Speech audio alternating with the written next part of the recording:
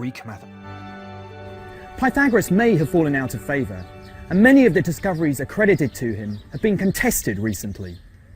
But there's one mathematical theory that I'm loath to take away from him.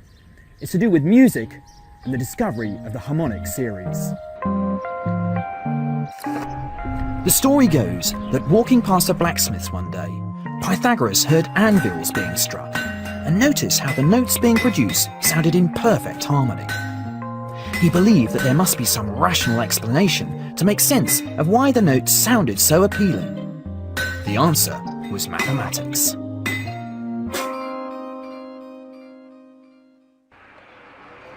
Experimenting with a stringed instrument, Pythagoras discovered that the intervals between harmonious musical notes were always represented as whole number ratios. And here's how he might have constructed his theory. First, play a note on the open string. Next, take half the length. The note almost sounds the same as the first note. In fact, it's an octave higher, but the relationship is so strong we give these notes the same name. Now, take a third the length. We get another note which sounds harmonious next to the first two. But take a length of string which is not in a whole number ratio, and all we get is dissonance.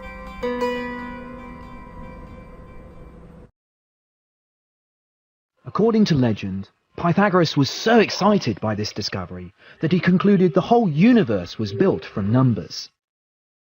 But he and his followers were in for a rather unsettling challenge to their worldview. And it came about as a result of the theorem which bears Pythagoras' name. Legend has it, one of his followers, a mathematician called Hippasus, set out to find the length of the diagonal for a right-angled triangle with two sides measuring 1 unit. Pythagoras' theorem implied that the length of the diagonal was a number whose square was 2.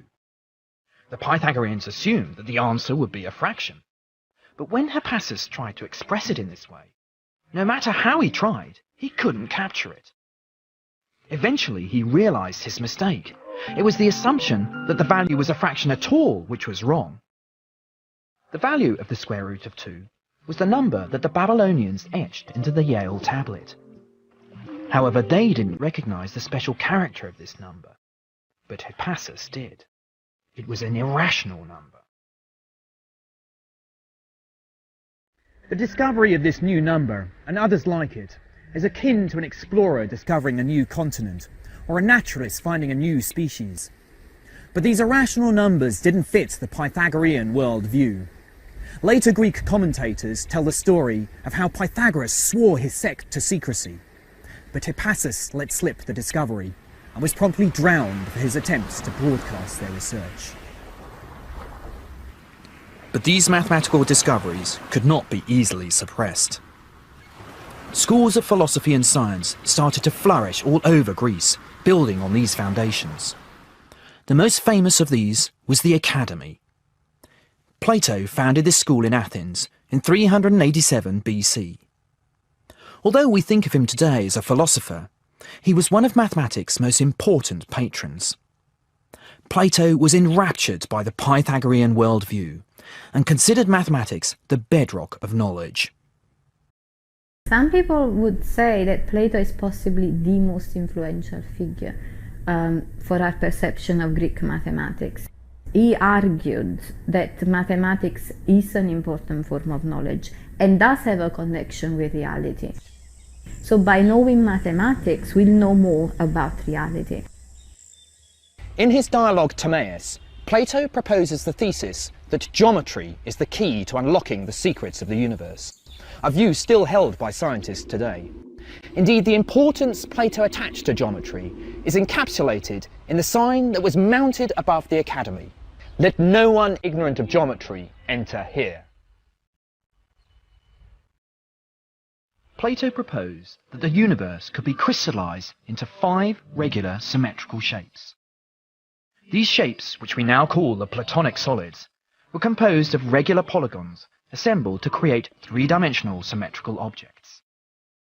The tetrahedron represented fire, The icosahedron made from 20 triangles represented water.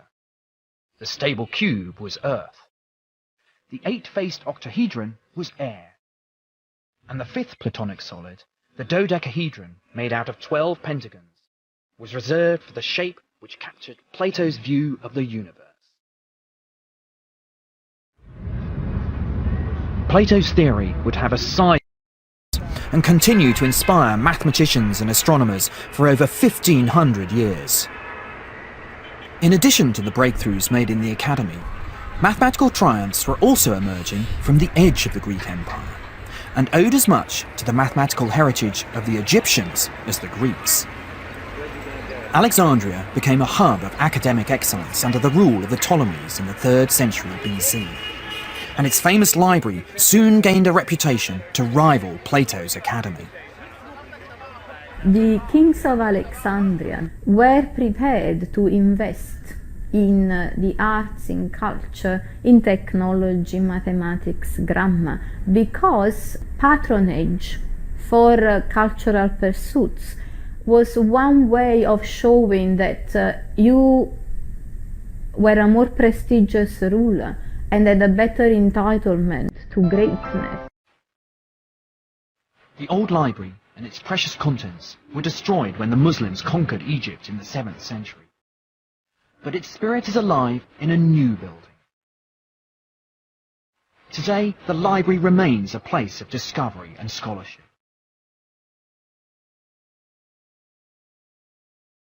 Mathematicians and philosophers flocked to Alexandria, driven by their thirst for knowledge and the pursuit of excellence. The patrons of the library were the first professional scientists, individuals who were paid for their devotion to research. But of all those early pioneers, my hero is the enigmatic Greek mathematician Euclid. We know very little about Euclid's life, but his greatest achievements were as a chronicler of mathematics. Around 300 BC, he wrote the most important textbook of all time, the Elements. In the Elements, we find the culmination of the mathematical revolution which had taken place in Greece. It's built on a series of mathematical assumptions called axioms. For example, a line can be drawn between any 2 points. From these axioms, logical deductions are made and mathematical theorems established.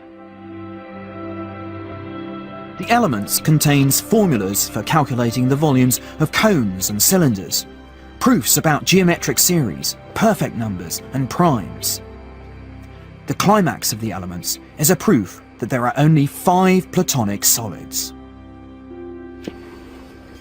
For me, this last theorem captures the power of mathematics. It's one thing to build 5 symmetrical solids, quite another to come up with a watertight, logical argument for why there can't be a 6th. The Elements unfolds like a wonderful, logical mystery novel. But this is a story which transcends time. Scientific theories get knocked down from one generation to the next. But the theorems in the Elements are as true today as they were 2,000 years ago. When you stop and think about it, it's really amazing that it's the same theorems that we teach. We may teach them in a slightly different way, or we may organize them differently, but it's Euclidean geometry that is still valid, and even in higher mathematics. When you go to higher dimensional spaces, you're still using Euclidean geometry. Alexandria must have been an inspiring place for the ancient scholars, and Euclid's fame would have attracted even more eager young intellectuals to the Egyptian port. One mathematician who particularly enjoyed the intellectual environment in Alexandria was Archimedes. He would become a mathematical visionary. The best Greek mathematicians, they were always pushing the limits, pushing the envelope. So Archimedes did what he could with polygons, with solids. He then moved on to centers of gravity, or he then moved on to the spiral. This instinct to try and mathematize everything is something that I see as a legacy. One of Archimedes' specialities was weapons of mass destruction. They were used against the Romans when they invaded his home of Syracuse in 212 BC. He also designed mirrors which harnessed the power of the sun to set the Roman ships on fire. But to Archimedes, these endeavours were mere amusements in geometry. He had loftier ambitions. Archimedes was enraptured by pure mathematics and believed in studying mathematics for its own sake, and not for the ignoble trade of engineering or the sordid quest for profit. One of his finest investigations into pure mathematics was to produce formulas to calculate the areas of regular shapes. Archimedes' method was to capture new shapes by using shapes he already understood. So, for example, to calculate the area of a circle, he would enclose it inside a triangle, and then by doubling the number of sides on the triangle, the enclosing shape would get closer and closer to the circle. Indeed, we sometimes call a circle a polygon with an infinite number of sides. But by estimating the area of the circle,